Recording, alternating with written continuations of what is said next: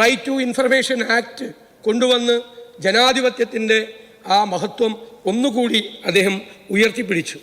നമുക്കറിയാം, അദ്ദേഹം ഈ 2008 ഗ്ലോബൽ റിസഷൻ ഉണ്ടായപ്പോൾ ലോകം മുഴുവൻ തകർന്ന് തരിപ്പണമായി. ലോകത്തിലെ വലിയ സാമ്പത്തികമായി മുന്നോക്കം നിൽക്കുന്ന രാജ്യങ്ങളെല്ലാം തകർന്നു തരിപ്പണമായ ഘട്ടത്തിൽ അടിപതരാതെ ലോകത്തെ ഏറ്റവും മനോഹരമായി ഈ ഗ്ലോബൽ റിസഷനെ നേരിട്ട ലോകത്തിലെ ഒന്നാമത്തെ രാജ്യം ഇന്ത്യയായിരുന്നു. ഡോക്ടർ മൻമോഹൻ സിംഗ് ആയിരുന്നു. G20 രാജ്യങ്ങളുടെ യോഗത്തിൽ വെച്ച് അമേരിക്കൻ പ്രസിഡന്റും ബ്രിട്ടീഷ് പ്രധാനമന്ത്രിയും ഓസ്ട്രേലിയൻ പ്രധാനമന്ത്രി അടക്കമുള്ള ആളുകളാണ് ഡോക്ടർ മൻമോഹൻ സിംഗിനെ അഭിനന്ദിച്ചുകൊണ്ട് സംസാരിച്ചത്. ആ ഗ്ലോബൽ റിസഷനെ ഏറ്റവും ബുദ്ധിപൂർവ്വം മറികടന്ന ഒന്നാമത്തെ രാജ്യമാക്കി അദ്ദേഹം ഇന്ത്യയെ മാറ്റി. സർ, അദ്ദേഹത്തിൻ്റെ വലങ്കൈയായിരുന്ന, എന്നും അദ്ദേഹത്തിൻ്റെ കൂടെയുണ്ടായിരുന്ന മൊണ്ടേക് സിംഗ് അലുവാലിയ ബാക്ക് സ്റ്റേജ് എന്നുള്ളൊരു മനോഹരമായ ഒരു പുസ്തകം എഴുതിയിട്ടുണ്ട്. ആ പുസ്തകത്തിൽ അദ്ദേഹം ഒരു കാര്യം പറയുന്നുണ്ട്. 10 വർഷത്തെ പ്രധാനമന്ത്രി പദത്തിൽ നിന്നും ഇറങ്ങിപ്പോകാൻ നേരം ഒരു മാസം മുമ്പ് അദ്ദേഹത്തിനറിയാം അദ്ദേഹം ഇനി തുടരുന്നില്ല. അദ്ദേഹം മൊണ്ടേക് സിംഗിനെ വിളിച്ചു പറഞ്ഞു, നമ്മൾ ഒരുപാട് കാര്യങ്ങൾ ചെയ്തു, പക്ഷെ കുറേ കാര്യങ്ങൾ നമുക്ക് പൂർത്തിയാക്കാൻ കഴിഞ്ഞില്ല. രാജ്യത്തിന് അനിവാര്യമായ ചില കാര്യങ്ങളുണ്ടായിരുന്നു, നമുക്ക് ചെയ്യാൻ പറ്റാതെ പോയത്.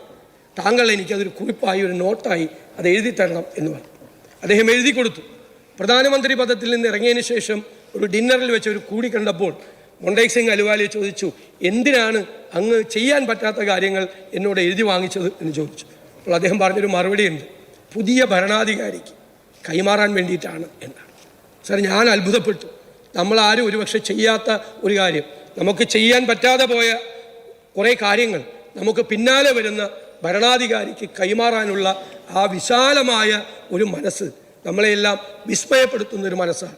എല്ലാത്തിലും ഉപരിയായി രാജ്യസ്നേഹവും ഈ രാജ്യത്തോടുള്ള കൂറും ഭരണഘടനാ മൂല്യങ്ങൾ ഉയർത്തിപ്പിടിച്ചുകൊണ്ട്, രാജ്യത്തിൻ്റെ ജനാധിപത്യം ഉയർത്തിപ്പിടിച്ചുകൊണ്ട്, രാജ്യത്തിൻ്റെ മതേതരത്വം ഉയർത്തിപ്പിടിച്ചുകൊണ്ട്, രാജ്യത്തെ ജനങ്ങളുടെ കണ്ണീരൊപ്പാൻ, സങ്കടങ്ങൾ മാറ്റാൻ, വിഷമങ്ങൾ മാറ്റാൻ, അവരുടെ ജീവിത നിലവാരം ഉയർത്താൻ അദ്ദേഹം നടത്തിയ ശ്രമങ്ങൾ ചരിത്രത്തിൻ്റെ ഭാഗമായി മാറിക്കഴിഞ്ഞു. അദ്ദേഹത്തിൻ്റെ വേർപാടിൽ അഗാധമായ ദുഃഖം രേഖപ്പെടുത്തുന്നു. അദ്ദേഹത്തിൻ്റെ കുടുംബാംഗങ്ങളോടും എല്ലാവരോടും ഉള്ള അവരുടെ വേദനയിൽ ഞാനും എൻ്റെ പാർട്ടിയും പങ്കുചേരും.